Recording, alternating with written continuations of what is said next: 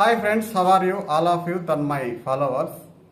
Friends, ఈ Motorola మొబైల్స్కి heating problem అనేది ఎందుకు వస్తుంది ఈ వీడియోలో నేను మీకు చెప్తాను. అయితే మనం రీసెంట్గా మన ఛానల్కి మోటో H50 ఫ్యూజన్ మొబైల్ కొనడం జరిగింది.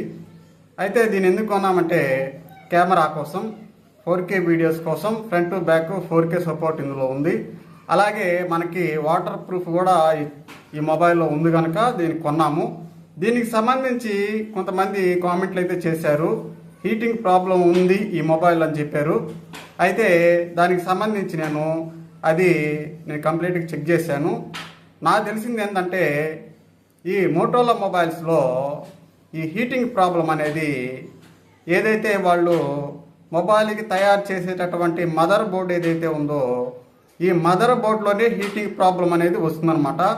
ఇది హై కాదు, నార్మలే.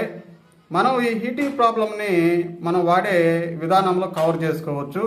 అయితే ఈ మోటో H50 ఫ్యూజన్ మొబైల్లో వాడినటువంటి processor Snapdragon 7S Gen 2 processor వాడారు.